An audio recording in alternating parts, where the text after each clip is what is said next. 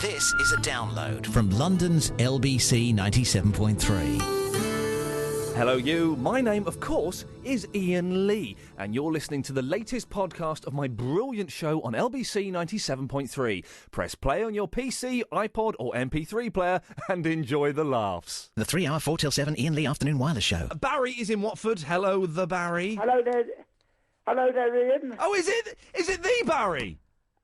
I phoned. I don't Barry, know if you remember, I phoned last week about the slugs.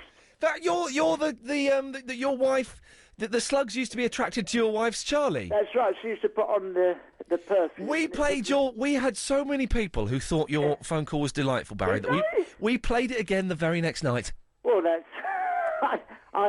To be honest with you, I had phoned about beer repelling slugs, and I got sidelined by my wife Charlie. But in fact, I wanted to speak to you about my wife Margaret tonight, so I phoned. Can I just say, we're talking about also things we've learnt this month, Barry. I've learnt that the French have a different keyboard to us on the computers. Well, they're a soppy lot. You can't call the French soppy, Barry. It's racist. No, you're not. No, of course. And I also learnt that you can use beer to drown slugs. And do you know where I learnt that, Barry? From me, was it? It was from you. Well, I never. Yeah. No. What I didn't phone to say nothing about the French. They're all very nice, but. What I phoned about was the business of something funny someone said to you. Was it? Is that what? What's the funniest thing someone said? Well, yeah, what's the oddest kind of thing? Because Agent Chris. That's right. The oddest thing that someone has said to you. Well, it was very odd, and I'll tell you what. It was lovely because. Hello. Yes, Barry. Sorry, I'm here. Was it not? I'm listening. It was It was the funniest and the oddest thing that someone said to me. 1955, my wife Margaret, when she said yes, she would marry me. It's a lovely story because she said she would marry me in 1955. And I never expected to say yes. I asked her, and she said yes, Barry, I will marry you, and we've been very, very, very happily married for a number of years. So, did you ask her, Barry? It's not exactly quite fitting in with the weirdest thing ever. Because if you'd asked her to marry you, that. Well, no, but she probably thought it strange me asking because she's not unattractive, but she's got a certain look, and I don't know whether it suited all the. Of course, we was in the army, you know. And I don't know whether it suited all the servicemen, but I asked, and she said, and she said yes, and it was the funniest, oddest thing to hear, you know. How did you ask her, Barry? I mean, did you do? I suppose in your day you had to get down on one knee, did you? Well, funny enough, I did. Yes. It's not very fashionable now, but I got down on one knee. I said, look, you know. We've been courting for a while now, Margaret, and I'd like to make an honest woman of her. And she said, and she said yes, and I was amazed because she's got quite a big chin, if I'm honest, and I think that some people don't like that. Beauty's only getting deep, Ian. And I asked, and she said yes, and I don't care about her chin or nothing. I don't care about her chin because she's a very beautiful lady. You could probably get her chin sorted out nowadays. Well, you could, but I don't want her chin sorted out because she's a very attractive lady, chin or no chin. Well, no chin would be ridiculous. I don't mean no chin. Barry, you'll be able to speak. Listen, you come from a slightly different generation from me. Yeah. I had a row with Agent Chris earlier on today. Right, yeah. Not a row, we fell out a little bit. A contretemps, yes. Is it ever all right for a gentleman to say to another gentleman, do you know what? I think you look beautiful. Well, I'll tell you something, for nothing, Ian. You knock the gays, I don't know whether you do, but people do, but they're a very friendly bunch by and large. I met a couple when I was in the services, and they were very, very friendly. And I won't have a word said. They didn't try nothing. they didn't try nothing, and I just smacked them in the chin. On the bottom of the chin. Barry, you're obsessed with chins. No, I don't mean that. No, but seriously, Iain, no. Would you ever say, Barry? Have you ever seen a beautiful man? Not half. When we used to do the boxing. Well, some right old. They're very muscular. It's not so much attracted to them, but envious. I think Iain, envious is. Maybe that's it. It's the thing, envious of the physique. You know, the technique, the boxing technique. And, you know, I don't think there's anything wrong with it. No. I don't like it. I don't approve of it, but... And Barry... they're a very friendly bunch. Barry, before we go, because we've got to go to the news in a minute. Yes. And, by the way, listen, you can call whenever you want. We like you a lot. What's your favourite piece of stationery, Barry? Well, I tell you what I do recommend. You know those stickers? You stick a white bit of paper on something. Bob's your uncle. You can reuse an envelope. You know? So it's a sticker that you put over a used envelope, and an envelope comes, and we're supposed to be recycling, aren't we? Isn't that very fashionable these days? Yeah, that's it. So you get I won't say my address, Barry, you know, Watford, and I'll get I'll get this. If I've got to send something off, I'll stick a sticker on it, you know, and it goes off, no problems. I've not had no problems. It's never come off in the post. And, no, I'm keeping you now. I haven't been stopping. No, look, I'll go. Barry, listen, it's a pleasure to talk to you, mate. Thank you very much. Take care, Barry. The 3 hour 4 till 7 Iain Lee Afternoon Wireless Show. Oh, it's Barry in Watford. Hello, Barry. Hello, Iain. Barry? Hello. Nice to speak to you. Barry, are you back home now? Because last week you were in, was it Devon? That's right. I went away with my grandson Simon and his boy. Yeah. To East Devon. Did you have you were staying on a farm, if I remember correct? We had a wonderful time, and the weather was very nice. Yeah. For the first. Did you, Barry? Did you eat that chicken with a broken wing? do you remember? Do you remember that? You saw. I was teasing. Oh. I was only as a little Oh, disappointing. Because we've been, I don't know if you've heard, I don't know when you got back, but we've been using your phone call, I hope you don't mind, but as a trail for the show. Get away. Seriously, do you want to have a listen? Get away. Barry, have a listen to this. We've been playing this all week. Here we go. Iain Lee. It takes all sorts. Barry, how long have you been vegetarian? Because you're quite old, aren't you? A long time. I mean, I do eat bacon and an occasional bit of chicken. You can't turn your nose up at a bacon sandwich, you know. Vegetarian, you can turn your nose up at it. A bit of bacon and some chicken, a nice bit with a bit of crackling skin. Nothing wrong with that. Well, all right. A bit of veal. I don't mind a bit of beef. When did you decide to become a vegetarian, Barry? Oh, the early thousands. Apart from the chicken and bacon, I won't touch it. I think it's better that way. It's kinder, you know. Yeah. Get your meat and two veg with Iain Lee. Friday to Sunday evenings from 10. London's LBC. There we go. Barry, so you don't mind us playing that, do you? You are. We've been playing that all week. We've had a lot of emails asking for that phone call to be played again. Yeah, no, I do. Well, I'm trying to stay off it, and I must think... As one of my neighbours, because I've got an allotment. Right. Simon Clancy is one of my neighbours, and he's been... Simon Clancy? Tending to my plums while I've been away, and he's...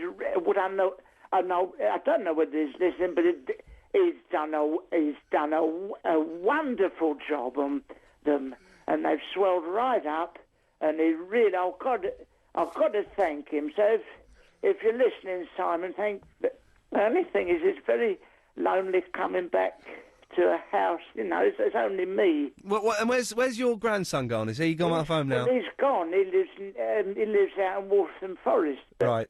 He's gone, and since my Margaret left a couple of months ago, I'm on my own sort of thing. So it's very, and I do miss her. Well, I do miss her sometimes. You know. But Barry, but hopefully we here at LBC 97.3, we keep you company, don't we? We're better than a wife. I do.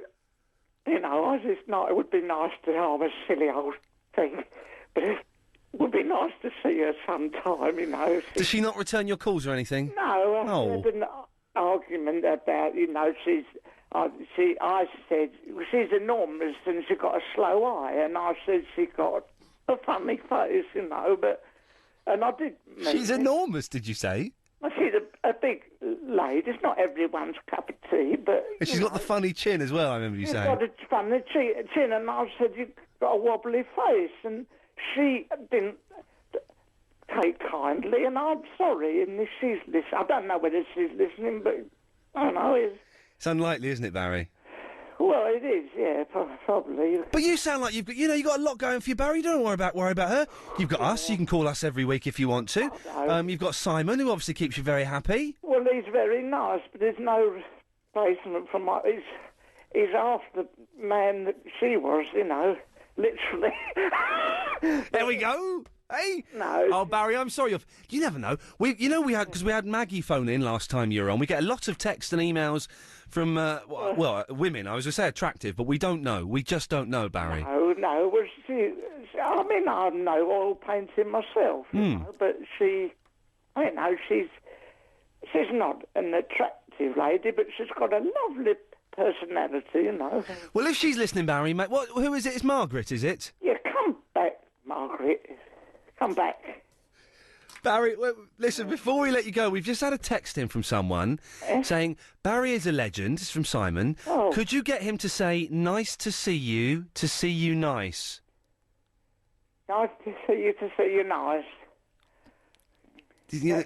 No. Oh, dear. Someone's taking a rise. They're having a laugh, Barry. Yeah, well, I'll let you go. Well, Barry, listen, I'm sorry you feel so sad. Will you keep listening to the show, Barry? Oh, yes. Promise? I promise. All right, then. Well, listen, thank you Chin for... up. What? Chin up. Margaret's big chin up, eh? Oh.